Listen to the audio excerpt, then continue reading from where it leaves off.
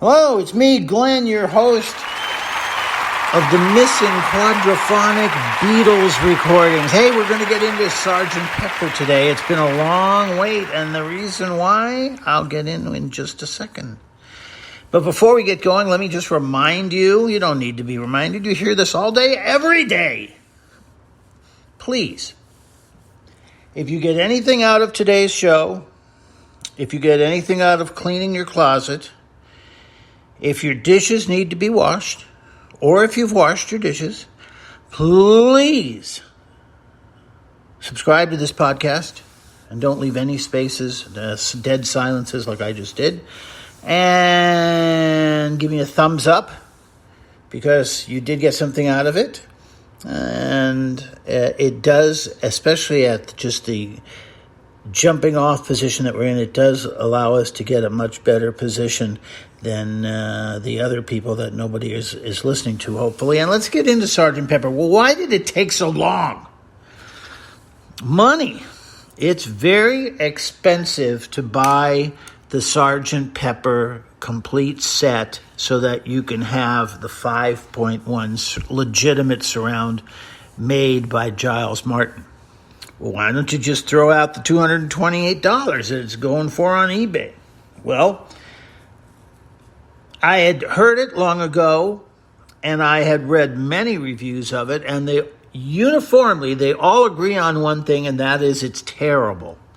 Now, I did see one initial review from a gentleman who I'm not going to name, but what he did was he just danced around and said, oh, yes, it sounds just like the original album, but with a plus added so that you get some weird stuff like John talking in the background, and there's another space where the singing goes from left to right in the rear. And he said, oh, that's wonderful. No, that's terrible. What are you talking about? What happened there, and why? First, why does it sound so bad? Second, what is going on there, and why did they do it? Okay. What is going on there is that you've got almost the entire album coming out of the left and right front speakers, not even the center. So luckily, it looks like on a few of the songs he did put the vocal in the center, but the artists don't like that. They really don't. And it's usually a fight between the producers or whoever it is doing the mixing. In this case, it would be Giles Martin, and the artists. So in this case, that would be either Ringo or Paul, as to is the center speaker going to have the vocals. Most times the artist wins out, and that doesn't happen because it is just too easy. If you guys have nothing to do, and gals have nothing to do, you can turn off the right and left speaker, like my air conditioning finally just turned off, and you can hear the singer without any of the accoutrement. So you don't have to struggle to hear him through the instruments. And if it turns out, in fact, he has a terrible voice, you can hear that very easily, or at least more easily, if the center speaker is dedicated to the vocal. It also leaves it open to little jerks on the interweb who will take a vocal performance like that and run it through his software to show that the artist really can't hit the note, and that therefore in later times it was repaired through the use of software that would correct the tone. Okay, so that's the reason why a lot of people these days don't want to dedicate their voice to one channel. They don't want to see some goofy-looking English music teacher who thinks he's as important as the artist, so that when he listens to the artist, he actually makes a show about, here's me listening to the artist. Who gives a shit about you listening to the artist? And then he plays a performance by the artist, and he leaves the picture of him. So we are watching him watch TV. Is there anything more egocentric, egomaniacal than a person thinking we want to watch him watch TV? Oh God, that I don't watch that, but that particular YouTube channel just makes my eyes bleed. Oh, it's just terrible. It's just psychopathology on display. A little egomaniac who thinks that it's similar to John David Chapman. He thinks he's going to make himself as important as John Lennon or the Beatles by doing his thing, which in Chapman was shooting him.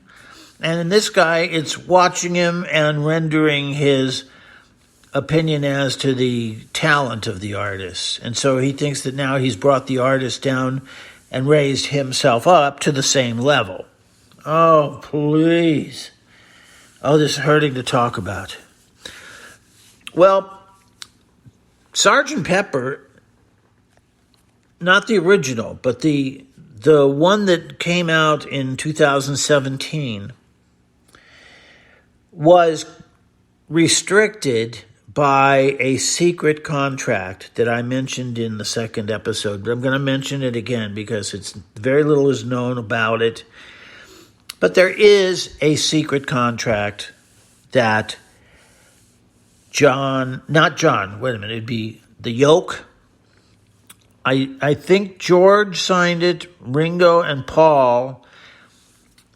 It was right after Love came out and disgraced the Beatles and myself for listening to it.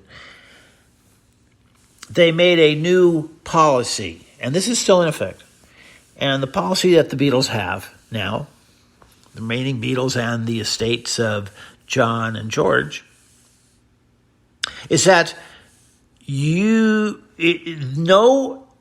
Beatle album can come out now that does not sound exactly like it did when it came out in the 1960s. So if you're going to go buy a CD of Beatles for sale, which you should, everybody should own that album. It's friggin' fabulous. It has to sound exactly like the disc that you'd have gotten at the store if you bought it in 1965. So they left in that you can do some things like improve the sound quality. So if you can find a way to polish that sound quality, you can do that. But the end product must be a duplicate of the one that came out in 1965. If you're going to put out Sgt. Pepper, it has to sound just like Sgt. Pepper did in 1966. Okay? Think about that. So there's Giles Martin with the two competing objects of his work. He has to, make a surround sound version of Sgt. Pepper, which really can be done. All that stuff about, there's only 4 channels. That's not close to true, and we'll talk about that.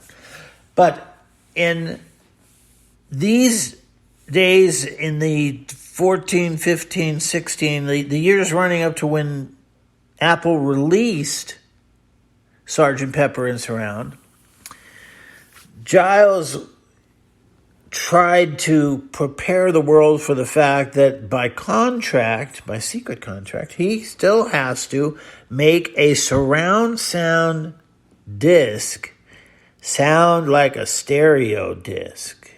That's one of the worst ideas in the world. But that Giles Martin, like his father, has an absolute talent for picking the wrong horse. So, like his father did with Rubber Soul and putting all the vocals over there in the right speaker and putting all of the music over there in the left speaker, he thereby ruined the album until I came along and mixed it back to regular stereo. But unfortunately, the powers that be won't let me send you a copy of Rubber Soul remixed for stereo, so the work of George Martin is still flooding the music business and just really ruining it. It's just a terrible destruction of what would have been a fabulous album. But he really managed to ruin it. And as I've said in episode 3, his explanation was that there were still people with one speaker and that they did all sorts of tests at Abbey Road to see what type of stereo mix would sound best to people who only have one speaker. And they came up with, probably after 6 or 7 minutes, well, if we put the vocal out of the right channel and the music out of the left, the people with the one speaker get the best. That's really fantastic. Talk about stooping to the lowest common denominator. And that is what they did, and that's why Rubber Soul sounds terrible. Well, Giles is doing the same thing, and he did the same thing. And if you look at the later reviews after it came out, maybe 2 or 3 months, when people started getting the courage to say, hey, who is that man behind the curtain? You're going to just see that it really is terrible. The legitimate Sgt. Pepper that you get from EMI Apple is just awful. And I did not really want to spend $228 to get a copy. That would make me cringe when I listened to it. So somebody was nice enough finally, because they were waiting actually for the comparison to see, is there a better Sgt. Pepper? Is it as bad as everybody says? Is there any other place where we can buy a legitimate or mostly legitimate Sgt. Pepper that stands up to the challenge?